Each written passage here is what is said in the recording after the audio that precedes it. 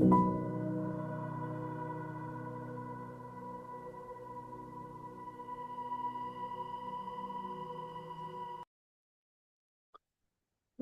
good evening, everyone, from a bright and breezy Brentford in West London. Thanks to so many of you for joining us. Do let us know where you're joining us from this evening. My name's Paul Dryborough. I'm about to be co-opted back, if they'll have me, as a trustee of the British Association for Local History, having, as I'm sure many of you will know, been the chair until last year. Now, it's my particular pleasure this evening to introduce tonight's webinar and then to chair the Q&A session later. So this is the third lecture in our collaboration with Historic Towns Trust. I think it's the fourth or fifth year now we've done the series, and this series has been particularly great. And I hope many of you have joined us to find out about the latest research into Britain's historic towns. Now, tonight's speaker is Helen Fulton. Helen is Professor and Chair of Medieval Literature at the University of Bristol, where she specialises in medieval Welsh and English literatures from the perspective of their social and political context. Helen is also the principal investigator of a major European Research Council funded project, Mapping the March. So Mapping the Medieval March of Wales, which kind of is a new history and literary history of that important border region between, or on the marches of England and Wales. Now, she's also currently leading a project which is relevant to tonight to produce an historical map of Brecon and Hay, which I'm sure many of you will know as Britain's Book Town. Now, her lecture this evening, Family History in Late Medieval Brecon, investigates some of the medieval gentry families in Brecon who were descended from Norman, English, and Welsh settlers in the region.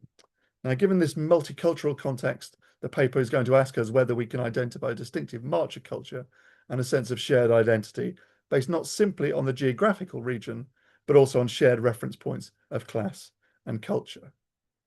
Before I hand over to Helen, though, just the standard housekeeping. So as you know, this webinar has been broadcast via Zoom webinar. You're not therefore going to be able to see each other or yourselves or even come on screen. You can turn on live captioning, should you wish, by pressing the CC button, which is mostly on the bottom bar of your screens. We're going to be taking questions at the end of the talk, so please feel free to pose those questions to the speaker using the Q&A function. I'll have a look at those as we go through, and then we'll read them out at the end. That's in your Zoom toolbar. For general conversation, or if you've got any technical issues, do, however, use the chat function instead. Okay, Helen, so I think if you can share your screen. We practiced this earlier and it worked, so fingers crossed it's going to work and we can get going. So over to you, Helen. Thanks very much, Paul. I'll just play from the beginning. So there we go. I hope everybody can see that. That looks good to me. Oh, that's great. Okay, well, thank you very much for the introduction, Paul, and thank you so much for the opportunity to talk to the Society. It's really a pleasure to talk to so many people online. So this lecture on medieval Brecon comes out of some work I'm currently doing for two research projects which are connected with the region of Brecon. And the first project is in partnership with the Historic Towns Trust. And I'm sure, as you know, from the many combined talks that we've given, the Trust is a registered charity whose mission is to publish historical maps and atlases of the towns and cities of Britain for educational purposes and also to raise awareness of Britain's urban heritage. So we're now producing a historical map of Brecon and Hay-on-Wye as part of the Trust's remit to create these historical maps. So we've been able to fit both Brecon and Hay-on-Wye onto one map because they're both relatively small towns. So the proposed map will be printed in colour. This is a draft of the cover of the map, and it will contain a descriptive gazetteer of the historic buildings and streets of both Brecon and Hay. So our aim is to publish the map bilingually in Welsh and in English in two separate maps, which we've already done with Swansea. But at the moment, we only have enough funding to publish the map in English. So we hope that the map will be a major contribution to understanding something of the history of this marcher town. The project is led by a team of local historians from Brecon and Hay, who are compiling the gazetteer. And the map, which is based on historic Ordnance Survey mapping, is being designed by the HTT cartographer Giles Darks. We're launching the map at Hay Castle during the Hay Festival, and we're planning a later launch in Brecon as well. We've received a number of donations to support the production of the map, but we're still fundraising for the map and for the Welsh map, and donations are very welcome. And you can donate using the Historic Towns Trust website, where there are instructions about how to donate. My second research project is a 5-year project funded by, or was awarded by the European Research Council and funded by UKRI, with the aim of compiling a cultural history of the medieval March of Wales. One of the objectives of this project is to collect evidence to show that the marches, both on the eastern border and around the south coast of Wales, covering all the areas of Norman settlement, were distinctive regions which were not the same administratively or topographically as the rest of Wales, and not quite the same either as the areas beyond the eastern Marcher lordships, which were identified as England. One of the key outcomes of the project will be the first historically accurate digital maps of the Marcher lordships, something that hasn't been attempted before. So this is more or less a sketch map showing the Marcher lordships around 1400, but the boundaries are not shown in detail, and in fact they've never been properly mapped.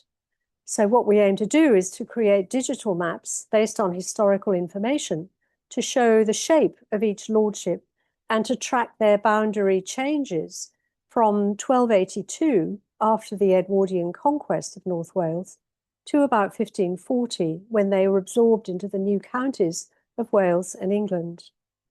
It's significant that there was no real border between Wales and England until the Act of Union of 1536. So many of the Marcher lordships straddled land on both sides of the modern border, which is partly what accounts for their in-betweenness. Our digital maps are based on the earliest Ordnance Survey maps from the late 19th century, augmented by historical documents such as parish maps, tithe maps, estates maps, and enclosures. And further boundaries can be added as we find more information from historical records. And this map shows the manorial boundaries of Bromfield and Yale up in the northeast. Our project partner, the Royal Commission on Ancient Historical Monuments of Wales, is helping us to design the maps using GIS software, and they've already mapped most of the parish boundaries of Wales, so we can draw on those resources. The exciting thing about maps is that they're not just diagrams. They actually construct and divide space in particular ways, and they provide a visual language which helps us to explain relations of power, social class, urban origins, and the priorities of particular social groups. In other words, they can help identify specific cultural markers that can define a distinctive Marcher culture. Another object of the project is to try and identify the cultural identity of the medieval march. Can we distinguish a particular set of cultural practices, including language and literature, that help to define the people of the medieval march? One of the ways of investigating this is to look at the production and consumption of Welsh praise poetry, perhaps the most dominant and visible form of cultural production in Wales and the marches. From the poetry and its context of production, who the poets were, who commissioned the poetry, where did they live, what languages did they speak, what were their cultural influences, and how did the poetry and its manuscripts circulate around Wales and the marches? From these questions, we can begin to understand the culture of the medieval march. The challenge in approaching the history of a region like the medieval March of Wales, with its multiple languages and cultural influences, is to try and determine how the occupants of the march defined themselves, and the extent to which they recognized themselves as people of the same region, because they shared topographical and cultural reference points and practices. Looking at Welsh praise poetry and the families to whom it was addressed is one layer of evidence that can help us define the culture of the march, a culture which faced in both directions, towards a traditional Welshness defined by language and cultural practice, and towards the French and Englishness of the colonizing power. In this lecture, then, I'm looking particularly at late medieval Welsh poetry addressed to Brecknock families who had an English or Norman background, and also poetry to Welsh families who were on a pathway to becoming more Anglicised. The history of Brecknockshire, or Brycheiniog, began with the Welsh princes who controlled the land for many centuries. In 1093, the last independent prince of Brycheiniog, Bleddyn ap Meinir, along with Rhys ap Tewdwr, the king of Deheubarth, were killed by the Normans, and Brycheiniog fell to the Norman earl Bernard de Neufmarché. Bleddyn had two sons, Gwgan and Drumbennog, and a later descendant was Einion Sais, or Einion the Englishman, so called because he spent much of his time in England during the second half of the 13th century.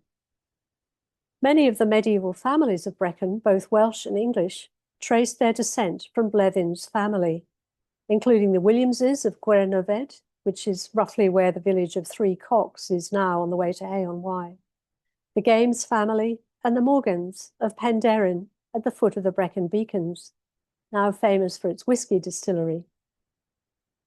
Drumbennog was also claimed as an ancestor by the Vaughans of Tratawa, one of the most influential families in the Brecon region in the late Middle Ages and early modern period. So to help us understand the culture of medieval Brecon, I'm looking through the lens of Welsh praise poetry addressed to some of the leading families of Brecon. The tradition of bardic praise poetry was widespread across Wales, not just in the Principality, but in the Marcher lordships as well, where Welsh Uchelwyr families or noble families lived alongside the English settlers. As many of the English landowning families intermarried with Welsh families and embraced aspects of Welsh culture, including the language, Welsh praise poems to English patrons became more common throughout the 15th century and beyond. We might say that the convention of Welsh poets composing praise poems to English patrons is itself a Marcher practice. It's also worth remembering that the relationship between poets and patrons in the 14th and 15th centuries was mainly a commercial one. Patrons commissioned poems and their performance, sometimes by the poets themselves or by professional entertainers, in exchange for money or hospitality or gifts in kind. In fact, there's a whole subgenre of Welsh praise poetry called canu gofyn, or request poems, in which poets make specific requests for gifts, such as a horse or weapon or clothing. And there is a similar genre of canu diolch, poems which record the poet's thanks to his patron for having received a particular gift. One example is the canu gofyn, composed by the 15th century poet Lewis Glyn Cothi to his patrons, William ap Morgan of Llandelo and Rhys Awbray of Brecknock, asking for the gift of a horse. Before making his request, the poet praises the two men for their illustrious heritage, making no distinction between William, who despite his English name comes from Welsh princely stock, and Rhys, who despite his Welsh name comes from Old Norman stock. William, his name already anglicised from the Welsh Gwilym, could trace his descent from Rhys ap Tewdwr, the 11th century king of Deheubarth in South Wales, while Rhys could trace his descent from Richard Aubrey, part of a very old Norman family whose ancestor Sir Reginald Aubrey was granted lands in Brecknock in 1088. Rhys's 14th century ancestors, Walter and Christine Aubrey, were buried in St. John's Church in Brecon, now, of course, Brecon Cathedral. Interestingly, Rhys's immediate ancestors had the expected Norman and English names. They were called things like Jenkin and Walter and Richard. But Rhys's own name is impeccably Welsh, suggesting the family's movement from a monolingual English context to something more closely approximating a largely Welsh environment.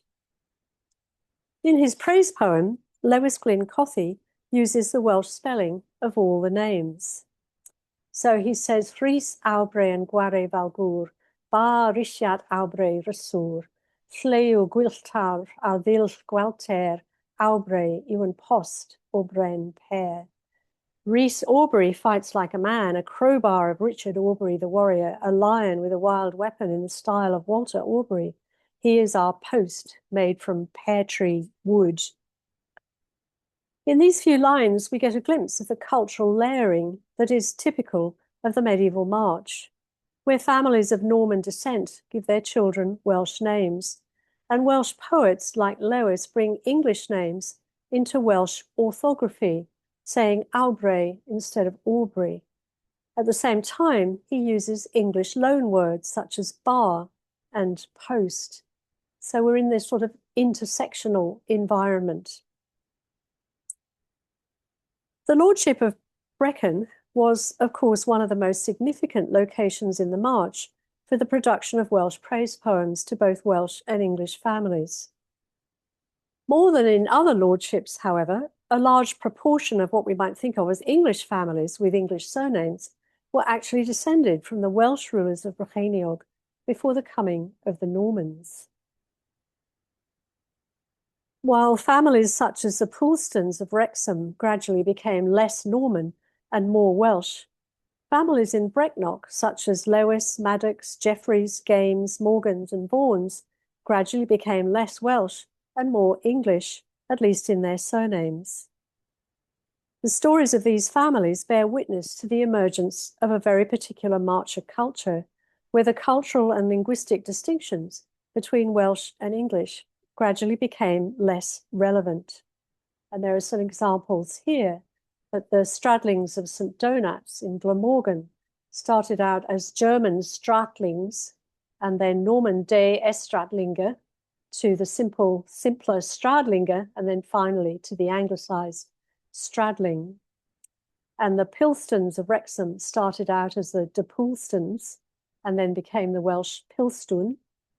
And the Salisburys of Denbigh started out as Salisbury, became Salisbury or Salisbury, and in Welsh were Salisbury.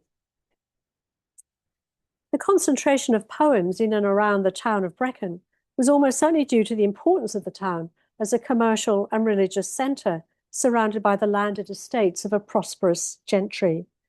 And we're hoping to capture some of that atmosphere in our historical map, showing the commercial and religious buildings in early Hay and Brecon. The concentration of poems can also be connected to the gradual merging of interests between the largely English burgesses of the town and the families in the surrounding countryside. So you get this growth of an urban culture set into the estates of a landed gentry. As the historian R.R. Davies said of Brecon, by the 14th century, the bonds between town and countryside were undoubtedly becoming closer. However much the legal and commercial dichotomy of burgesses and non-burgesses, or foreigners as they were called, continued to reflect the mentality and attitudes of a colonial situation, townsmen and country dwellers were coming to form a coherent economic community whose interests and interdependence were increasingly seen as mutual and complementary. So this economic community of shared interests is translated by Welsh poets into a community of shared religious and cultural practice that is emblematic of Marcher society. A number of 15th century poets sang praise songs to the town itself in recognition of its commercial and religious inclusiveness, where all were welcome to worship at its many religious institutions, and where Welsh people were increasingly enabled to become burgesses of the town. The most prominent religious buildings in late medieval Brecon were the Church of St. Mary, founded in the 12th century, the Chapel of St. David in Llanfaes, and the Dominican Priory of St. Nicholas, also in Llanbeis, established in the late 13th century and now the home of Christ College School. The Church of St. John the Evangelist was both a church for the townspeople and a Benedictine priory, later known as Brecon Priory, and now the cathedral church of the Diocese of Swansea and Brecon. Most of the Brecon patrons addressed by the poets were Welsh families who traced their ancestry back to the native prince of Brycheiniog Bleddyn ap Meinich, who was the last independent prince of the region before being defeated by the Normans. Indeed, as Cynvael Lake has pointed out, some of the poets themselves, such as Hywel Dda, could also trace their descent from Bleddyn and his sons. Hywel Dda was so charmed by Brecon and its gentry families that he composed a wonderful eulogy to the region and its walled town. In this poem, he mentions that he lived in Brecon for some of his childhood, and he expresses a wish to return there and find refuge in his old age. He says, Ystor a swrt, ostri saint, yw honno I mhenaint. Storehouse and treasury, lodging for saints, this will be for me in my old age, this region or this place. Hywel also refers to the noble ancestors of Brecnoch, Gugan and Drumbenog, and Trehearn, son of Gugan, who gave his name to the Treharn family of Glamorgan.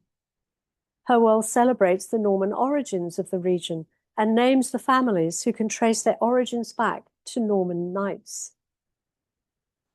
So he says, Blodeuant blodau ieyank, bob llwyth gyda ffrwyth gwaed Ffrainc. So they blossomed, the young flowers of every family, with the fruit of the blood of France. The Havards, seeding worthy men, the Walbys and the good Gunters, a host of the children of Burchill and his followers, and Swordwells and Pitchers. Aubrey of royal blood is the patriarch, and the Skulls, their blood is no less distinguished. Many of these names, and you can see their Cambrianized versions in the Welsh text, they've been turned into sort of Welsh-looking names like Gwynter, Burchill, Swordwell, Fitzsidiaid, Aubrey, and so on. And many of these names are found in the grants of land given to Norman knights by William the Conqueror, as listed by the early historian of Brecnoch, Theophilus Jones. So he lists the grants of land given to the knights. So there are men like Reginald Aubrey, Humphrey Borgill, Peter Gunter, Miles Pickard, which became anglicised to Pitcher, John Walby, Walter Havard, and so on.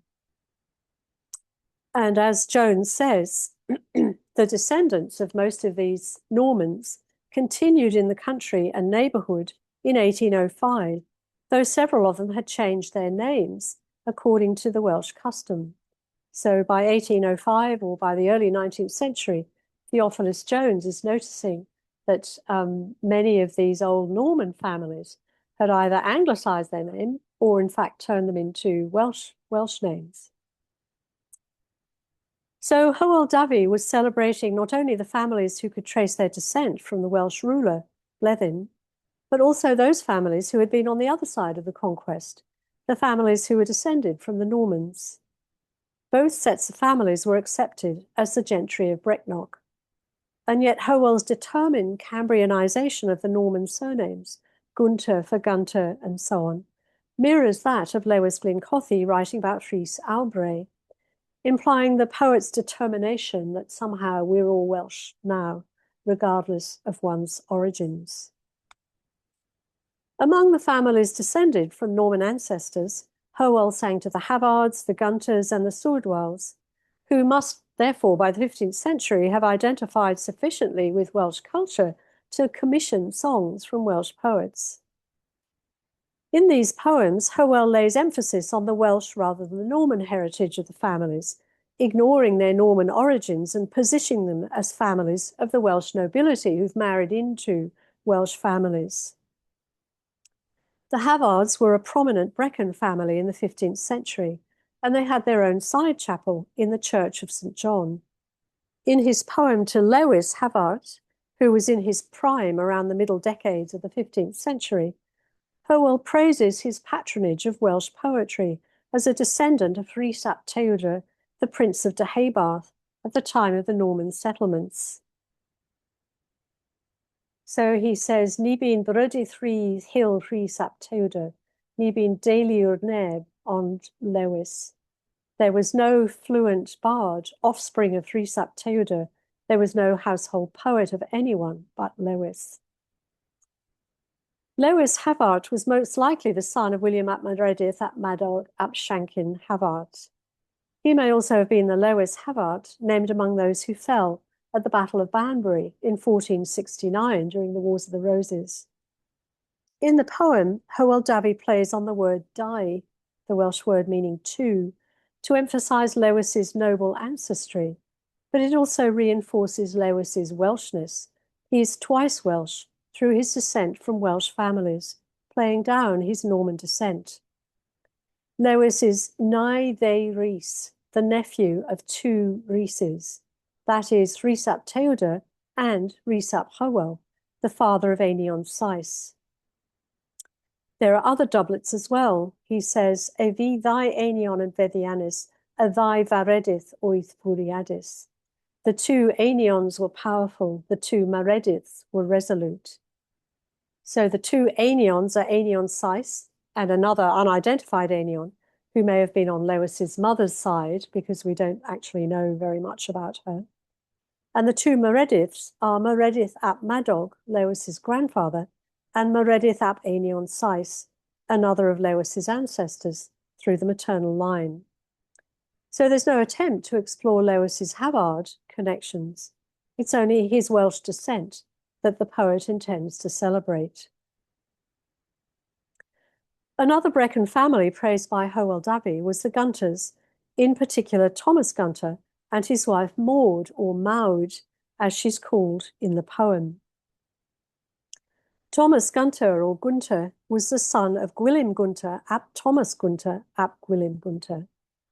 His father, Gwilym Gunter, lived at Gwernaved near Talgarth, though the son, Thomas, is associated in this poem mainly with Gwent and Awyas, near Llanthony Priory.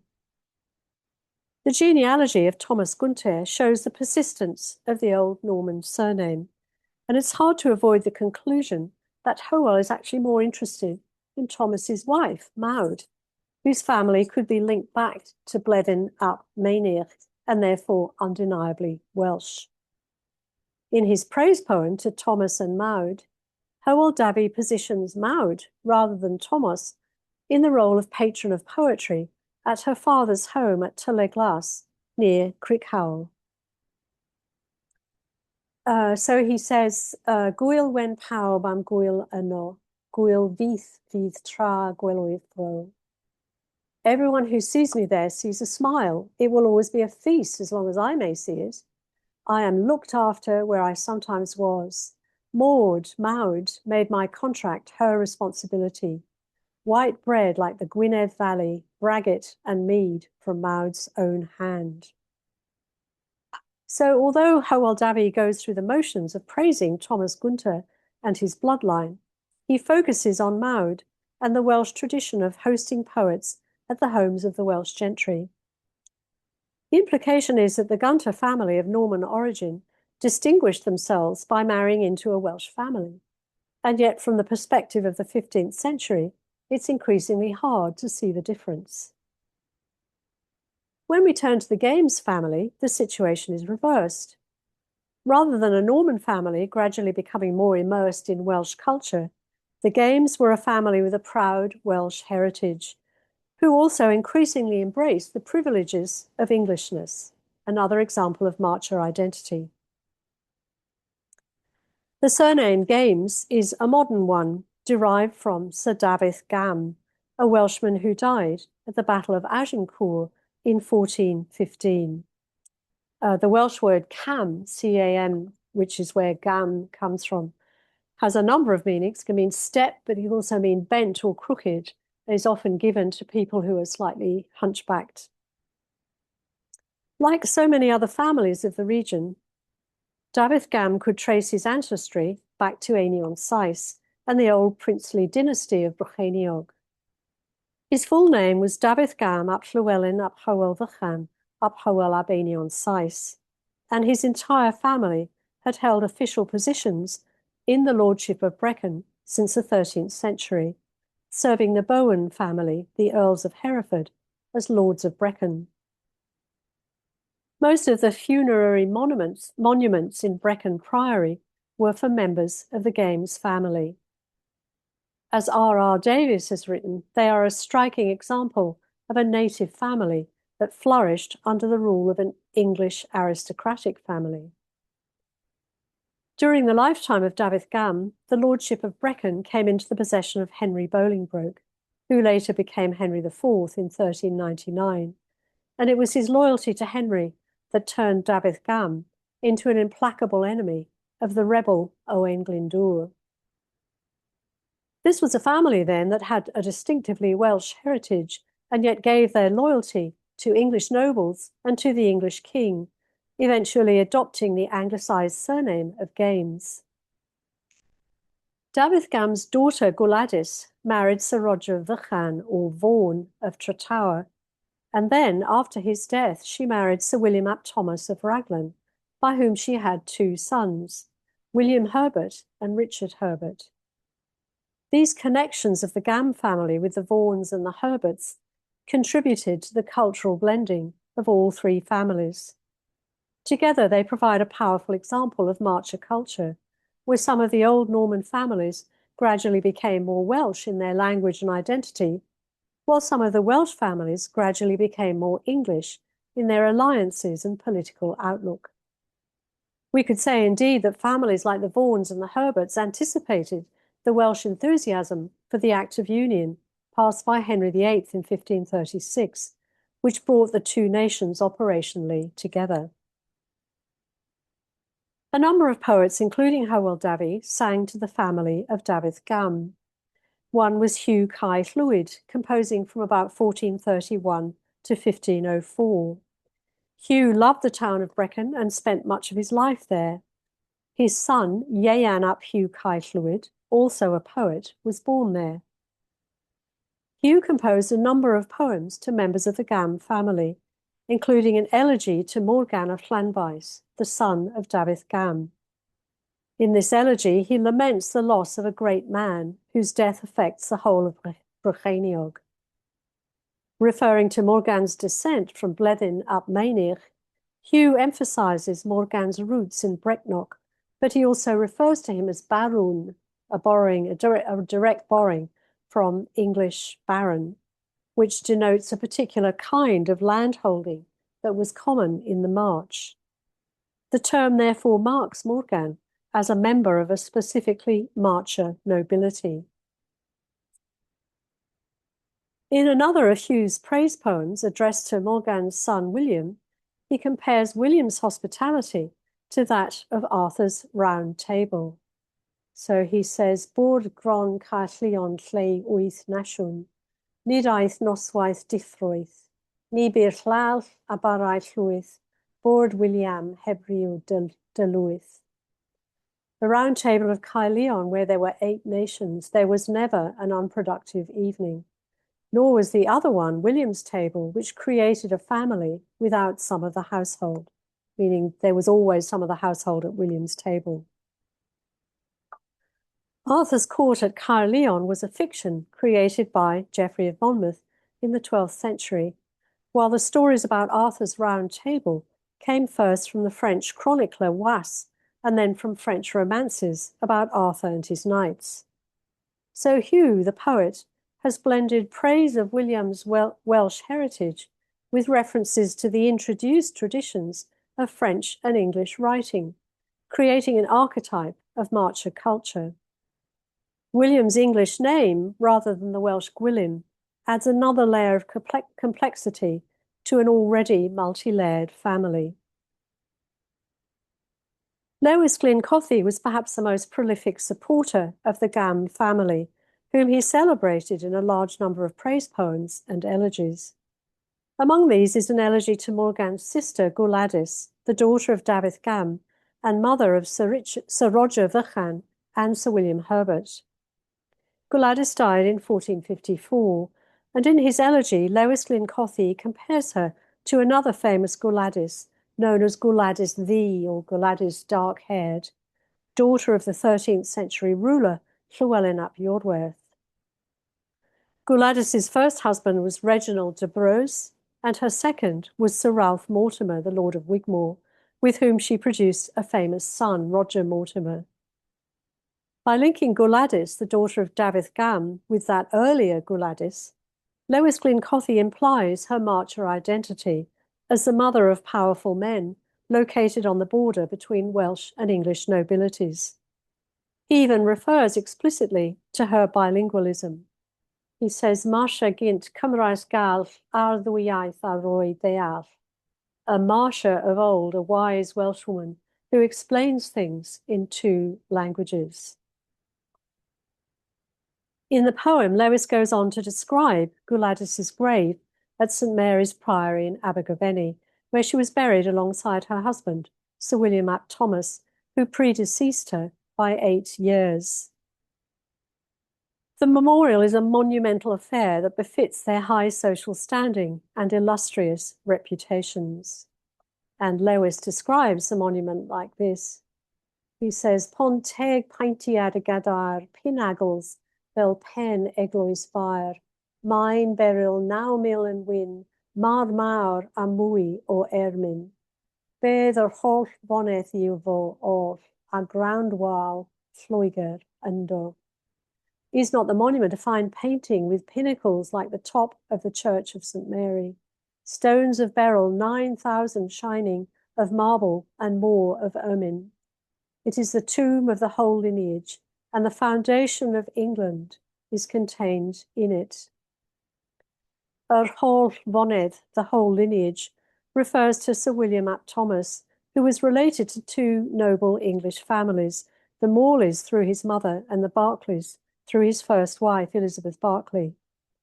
In the person of Sir William, then, resides Ground Wal Lloegr, the foundation of England, through the intermarriage of Welsh families with the English nobility. I'll turn now to the last of the families I'm discussing here, and that's the Vaughans, or to give them their Welsh name, the family of Brecon. The first of the family to be known as Brecon, which is the Welsh word for younger, so the original Roger Brecon was Roger the Younger. And the first man to be known by that name was Sir Roger Brecon of Bredwardine, who died in 1415, and he was called Brecon to distinguish him from his father, also called Roger, and the name later became anglicised to a surname, the surname Vaughan. The older Roger claimed descent from Drumbenog, the second son of Blethyn ap Mainig of Brycheiniog, and this lineage is mentioned in most of the poems to the wider Vaughan family. Roger Brecon of Bredwardine, whom I will refer to as Roger Brecon I, was married to Gwladys Gam, and therefore the son-in-law of Dafydd Gam. Sir Roger fought with Dafydd Gam at Agincourt in 1415, where they both died. His three sons, Thomas, Watkin, and Roger, Roger Brecon II, each inherited one of the family homes, namely Hergest, Bredwardine, and Tretower. Their half-brothers were William Herbert, who became the Earl of Pembroke, and his brother Richard Herbert. Along with their relatives, the Devereux, another prominent Marcher family, the Vaughans and the Herberts were, according to Ralph Griffith, responsible for securing Wales for Edward IV during the Wars of the Roses, when Edward IV claimed the throne in 1461. These families were among his staunchest allies. Most of the poets of the 15th century sang to one or other members of the Brecon family, because they were such a widespread family, and all of them stressed the family's Welsh descent and their connections with the ancient British past, which was a guarantee of Welsh identity. Somewhere between 1430 and 1450, Ieuan ap Hywel Swrdwell composed a praise song to the three sons of Roger Brecon I, claiming them as the true successors to Brutus, the founder of Britain, and associating them with Arthur's court at Caerleon and the French tradition of the Round Table. So he starts off, Britis oedd orau Britwn, blaenaf a hynaf fi hwn. Rwy modd a rhannodd bob rhan i'w drimau o dir ymwan. Brutus was the best Briton. He was the foremost in the ancestor. He handed over and shared out every part of his battle-won lands to his 3 sons. So just like Roger Brecon, Brutus had 3 sons and divided his land among them. Later in the poem, he says, Bob dri yn gwledd Gaerllion, bi ŵyr da a'i grym uwch bod gron. All 3 at the Feast of Caerllion. They were men whose authority at the round table was firm. And another repetition of the 3. 3 if they are offended while angry, meaning they'll fight together. 3 towers, the 3 homesteads, which pay taxes to the dukes.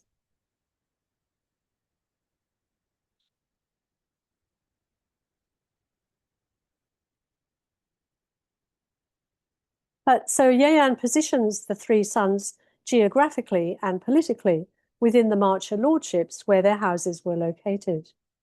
Watkin, the oldest son, is linked to Brodorddin, or Bredwardine, his father's estate, now in Herefordshire. Thomas, the second son who ended up in Hergest, is associated with Castellmaen, or Huntington, the old Norman estate and castle near Kington, once the home of William de Braose, the Lord of Brecon and Huntington, who died in 1230. Thomas was constable of the castle in 1422, and therefore an official in the Marcher administration. The youngest son, Roger II, is associated with Tretower in the northeast of Brecknock, once part of a distinct lordship of Blaenllenfi, centered around Talgarth. The poet also refers to the brothers paying taxes to their Marcher lord, 3 towers which pay taxes to the Duke, and that was the Duke of Buckingham.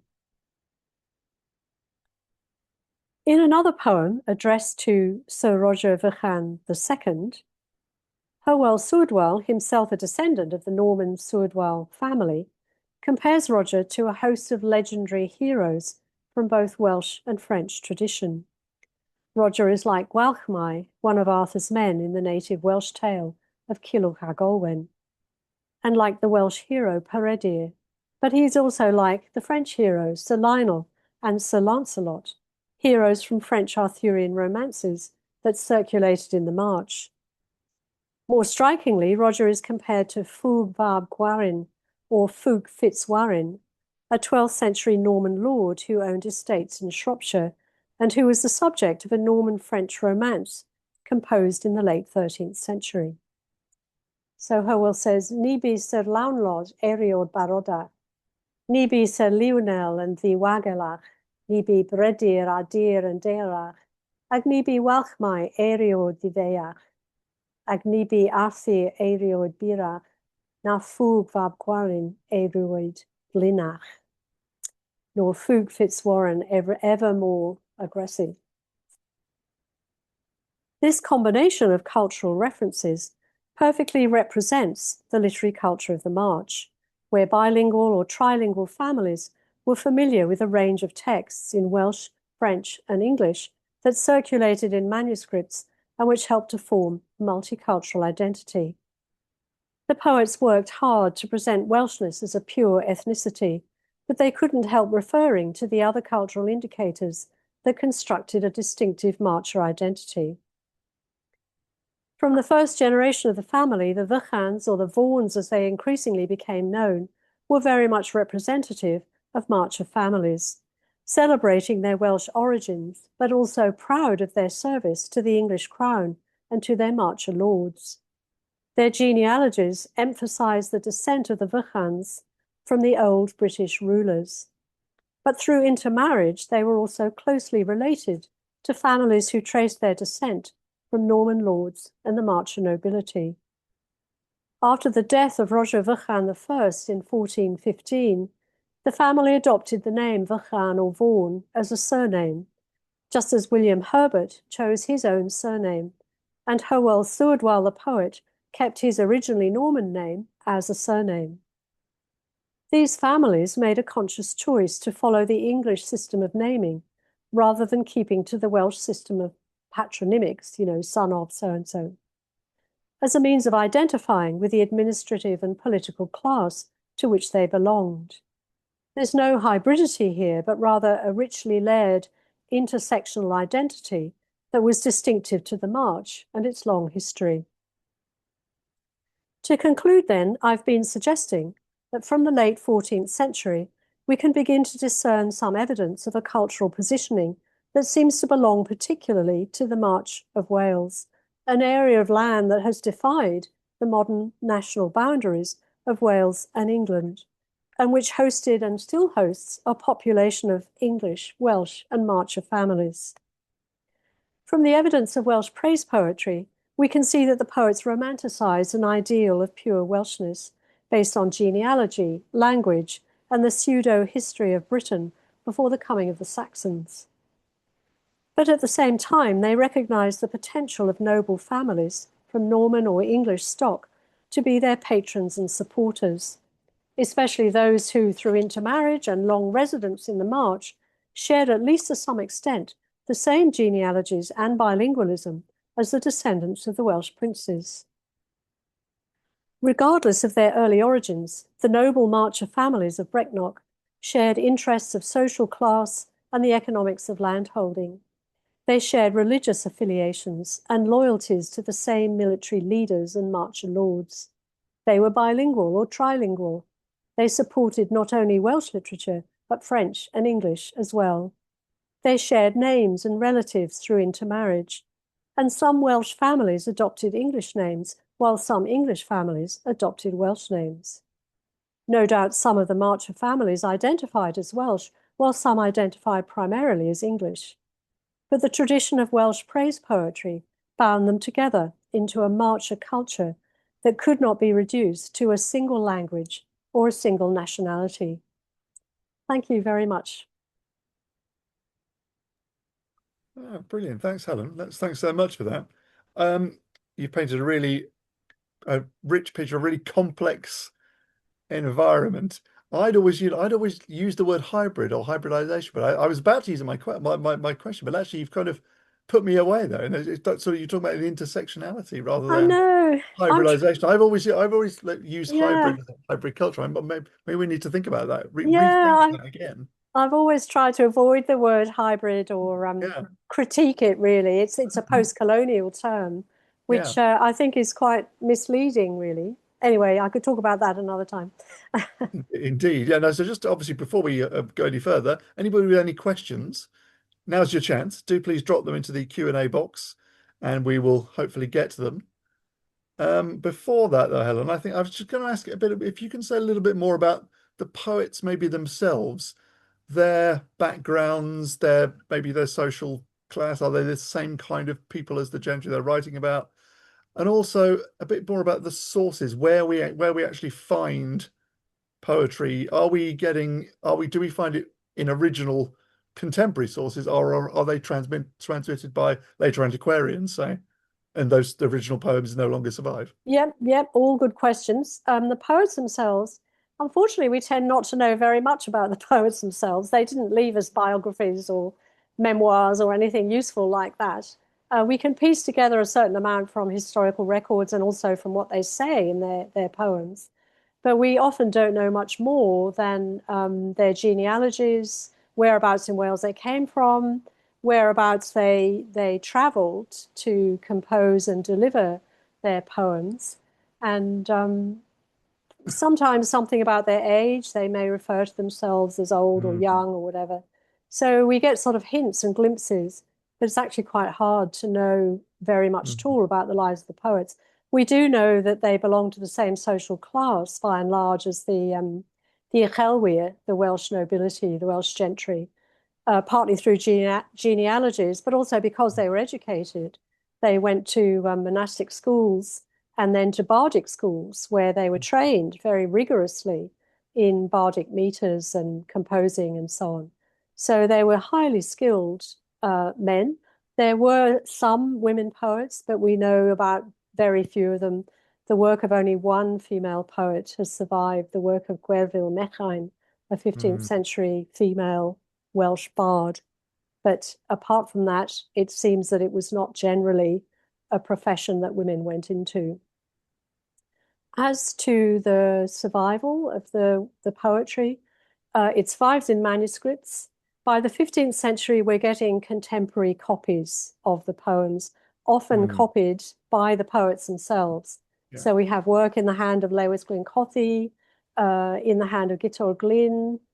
Some of the other 15th century poets, we have manuscripts written in their own hand, as well as copied by other people. The work of the 14th century poets, by and large, doesn't survive in contemporary copies. We've got a few little traces in things like Llawysgrif Hendragadredd and the Red Book of Hergest, late 14th century manuscripts. But apart from that, we really don't have a lot of contemporary copies, and much of it has been reconstructed by later scribes. But for the 15th century, we're in fairly safe territory, that these are the poems that the poets themselves composed and often wrote down themselves. Yeah, this is a question of ignorance. I think this is a pretty linguistic question. Does Wales have dialects? Does it, or are they all writing effectively the same? Or are they like, would Brecon poetry directed towards people from Brecon differ from, let's say, Denbighshire or Carmarthenshire or whatever? On the face of it, no, not really. There was a sort of standard written Welsh language, but I'm sure modern people familiar with Welsh speakers will know that there's a distinct difference between North Welsh and South Welsh, which comes out particularly in spoken language, less so in written language, but very marked in spoken language. In medieval Welsh, you do get traces of dialectal differences, linguistic differences between North and South Welsh, which helps us to determine where the poets came from or where they were mostly operating. So they're quite subtle linguistic differences, but you can pick them up. When I say you, I don't mean me particularly, but No, I can linguists tell. have done work Yeah, on yeah. this. Yeah. Yeah, yeah. I know you're a great linguist, maybe not that great, I don't know. No, I'm not that Now, great. the good news is we've actually got some questions coming in now, so I'm going Okay. to go through them as they've come to me. So Carolyn asks, when I hear the phrase Anglo-Normans who went into Ireland with Strongbow, I rather think they should be called Cambro-Normans. Would you agree? So obviously it's taking it a little bit back before the story you're telling us this evening, but it's an Yeah, no, identity question, isn't it? yeah, it is a very reasonable question.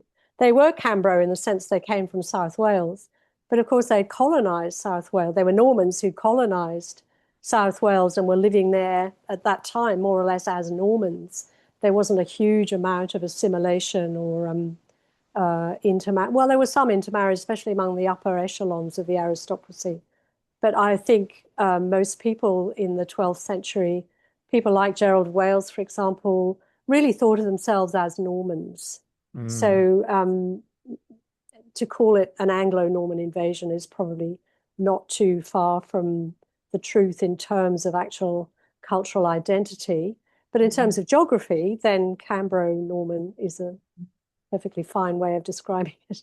Yeah, I know in the obviously the Irish context, something like John Gillingham has written a lot recently about actually we should call them English. Yes, In yes, I Ireland, know. from an Irish perspective, they weren't differentiated between Bretons, Flemings. Well, they were English, Yeah, and later yeah, on, they get petitions from Ireland to the English king calling themselves, the Irish who were born in England. So yes, again, it yes, depends on context, language we use. It's difficult sometimes yes. to use the right terms. It is. Well, it's very difficult to know when Normans became English. When did Mm. Norman lords become English aristocrats, English earls and barons? What you can't really put a date on it. No, no, exactly. Okay, moving on. So Nicholas asks, what was the predominant language spoken in Brecon on a day-to-day basis? And if there's differences, by who would speak different languages? I think the language on the street would have been Welsh. There weren't a huge number of local English settlers, so there would have been mostly Welsh speakers, some English speakers, English settlers in the town, and then French would have been spoken in the sort of aristocratic households, would still have been using some French as well. So that's when I said people were bilingual or trilingual. It's Welsh, English, and French. But I think, there would have been plenty of Welsh spoken on the streets of Brecon. But just to follow up on that, when you were talking in the sort of towards the end of the Middle Ages, you're talking about more people maybe with Welsh ancestry moving towards an English surnaming practice, etc. Mm. Does that then translate into the language they'd be using on a day-to-day basis, or that they would be consuming? Would It's really hard to know because of the lack of sort of documentary evidence that we don't have letters that they wrote to each mm, other and that kind mm, of thing. And indeed, any formal letters tended to be written in French or English, but that doesn't give you an idea of what they actually spoke in their own households. So mm, all we can do is sort of educated guesswork, really. And families with a long history of intermarriage, with primarily English families would almost certainly have spoken English. But a lot of the Welsh gentry obviously used Welsh as their first yeah, language. sure. Okay, well, I'm going to move on now to a question from Vanessa Harding, obviously one of your colleagues on the Historic Ah, Channels Trust. Hello, Vanessa. And it's going to sort of, it's talking about that period again. So although it's towards the end of the period you've been talking about, can you say something about the impact on this marcher culture of the Tudor accession to the English throne, even before the Acts of Union? mm. Well, obviously, the Marches generally were thrilled that Henry Tudor succeeded in 1485 because most of them were big Henry Tudor fans. Um, I think during the bulk of the Wars of the Roses, probably most of the marches were more Yorkist than Mm. Tudor. Well, the The Tudor Mortimers. support was mostly further west Yeah. in Pura Walia, in the real Wales, Mm. as it were. That's where the Tudor support came from, by and large. But after the death of after the death of Edward IV, most of the marchers became more inclined to support Henry Tudor than Mm. Richard. So there was general rejoicing when Henry VII took the throne, and a great deal of loyalty from people on the marches. Mm. But then, of course, with the Acts of Union, that effectively destroyed the marcher lordships, Yeah. turning them all into counties. And most of the Welsh families wanted that to happen. They were a bit tired of being patronized Mm. by the Yeah. marcher lords. Mm. They wanted their own lands back in some way. Yeah. So they were quite happy with the Acts of Union. I mean, the King's Law, even if it's Henry VIII, is possibly preferable to their local lords. Exactly. Yes, that's right. Yeah, yeah. On that point, so obviously the Council of the Marches of Wales becomes a thing in the 15th century. Does Mm. that have any impact on patronage of poetry or literature, or is it just a separate, more of a sort of political, legal institution? Yeah, it's much more of a political and legal form of governance. But of course, the patronage of poetry was very much to do with power. It was who had power, who had the wealth to commission poetry. And the commissioning of the poetry was a very public thing. The poetry was often performed in public at feasts where people would invite their friends in and listen to, Mm, praise of the host. And it was a way of establishing your place in the pecking order.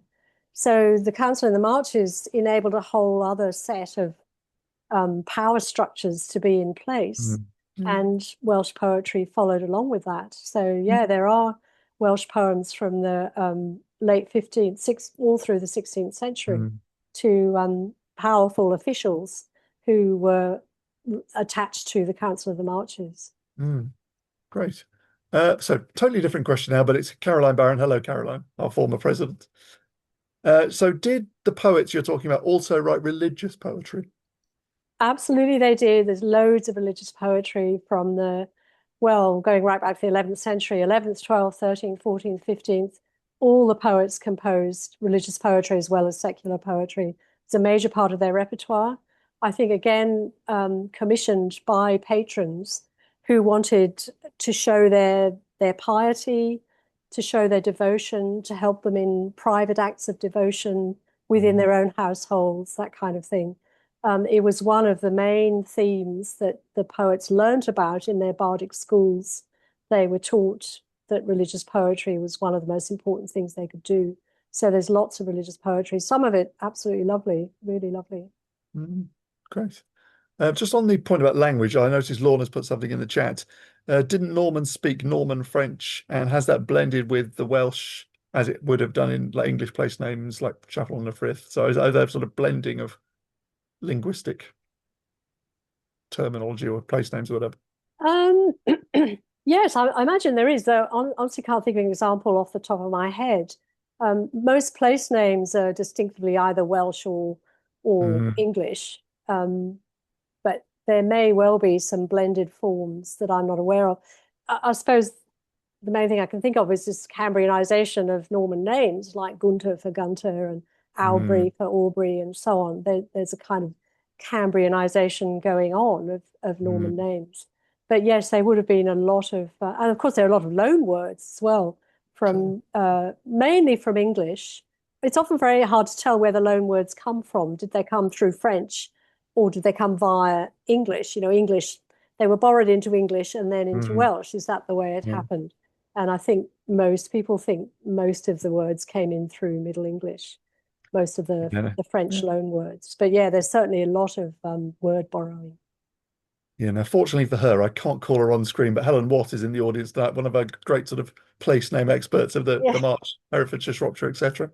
But I can't call her on screen, so she might type something Yes. in the chat to She help might have us. a good example. Mm. So Nicholas asks again, where did the bardic tradition come from, and how far back does it go? Is it pre-Roman? Well, again, very hard to say because we don't have any documentary evidence going back that far. Roman ethnographers, classical ethnographers, both Greek and Roman, refer to a class of learned men in Celtic Britain and Ireland. So there was a class of learned men who kept the memory of the tribes alive, and we have to assume that that was some kind of or that incorporated some kind of poetic function. So there was almost certainly a poetic class in pre-Roman Britain, but we just don't have any Mm. direct evidence of it apart from these references. But we do have bardic poetry surviving, presumably from the 6th century, preserved in much later manuscripts, it has to be Mm. said. But there's reason to believe that these poems were originally composed in the 6th century because they refer to historical events of wars Mm. between the Britons and the Saxons in 6th century Britain. So we know there were courts, there were Welsh princes, and where there were courts, there were always poets because Yeah. they were a key part of the court entourage. And we know from the medieval Welsh laws that the poets were part of the prince's entourage at court. Great. Okay, well, if there's no further questions in the Q&A box, but if anybody has one, now's your chance. I don't know whether Martin, you had any questions. I've seen you nodding sagely along. I don't know whether you've got any questions. Oh, thank you for the term sagely, Paul. Much appreciated. As a modernist, Helen, I was completely fascinated by that, and for some reason, I started comparing the assimilation and change of names with what happened with a body of people, the Russian Jewish emigres in the 18 from the pogroms in the 1880s, and of course, one question I'm going to have to ask is their change of name, their anglicisation of their name, was often because of officialdom not being able to pronounce or write down or translate Mm, their actual name. mm, mm, Although some did make an active choice to choose a name they thought might help them assimilate or stop, would prevent them standing out. Was mm, there any element of mm, that mm. in this choice of anglicisation of names in the period you were talking about? I'm sure there was. I'm sure there were all kinds of political and social reasons why Welsh people would change to a more anglicised name if they were living in a highly anglicised area. Yes, they wouldn't want to stand out. They would want people to pronounce their name properly. And, they wanted to belong to where the power was. They wanted to Mm. belong to the most powerful, dominant social group. So that would have been a factor, Yeah. I'm sure.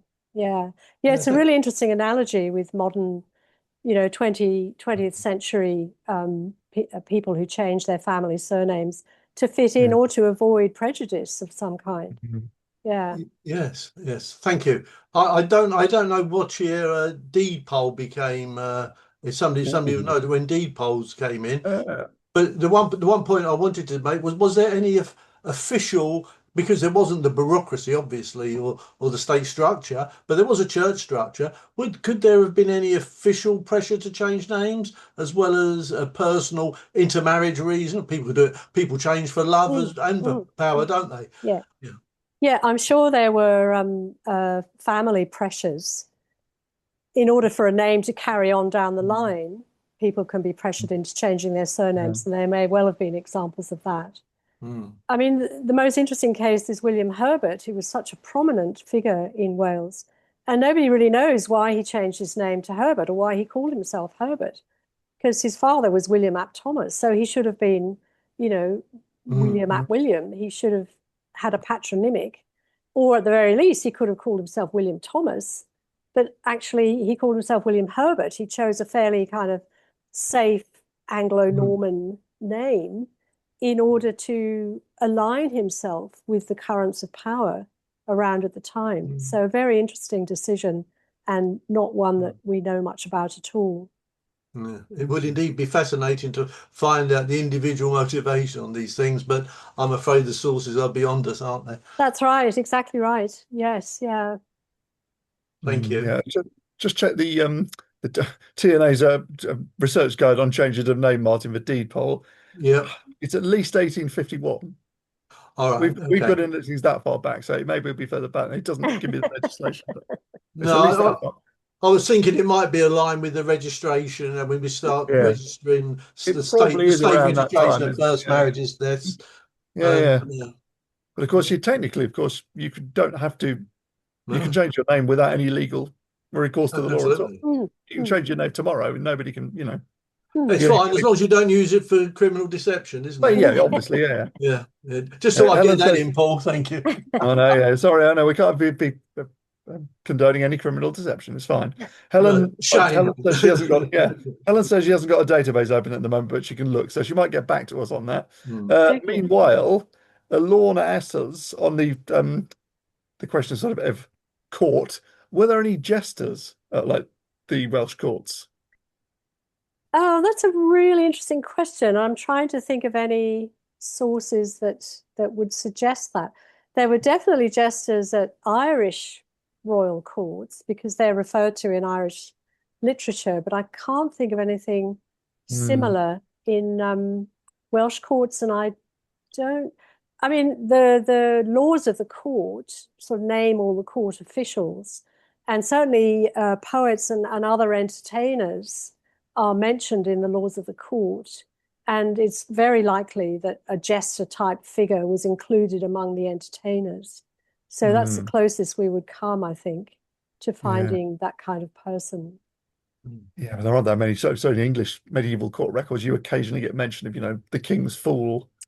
Yeah. Or the jocular or whatever, however you translate that, but they're fairly isolated, aren't they? Yeah.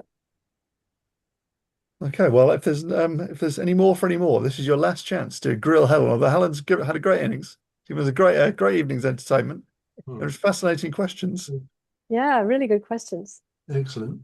Yeah, so I'm on the assumption that nobody else has a question. I'll start to wrap up, but if a question comes in, we can still pose it. So as you'll all know, Helen's lecture was the penultimate in our series. The series will conclude on Tuesday, the 28th of April, same time, 7 p.m, where we're going to be joined by Professor Margaret Connolly, who's going to tell us about mapping multiple identities in St Andrews. So our series is going to happily cover England, Wales, and Scotland, which is great. Good. So you can see, Helen, all of the applause coming for you in the Thank you everybody for attending. I really appreciate it. With apologies to you all, we're going to end fairly abruptly when we close, so we'll say goodbye for now. Thanks once again to Helen and to our technical team. Thanks to Martin for his great question, and thanks to you all for your questions. We'll see you again soon, so enjoy and have a good evening, everyone. Yeah, thank you, Helen. Thank you. Bye-bye.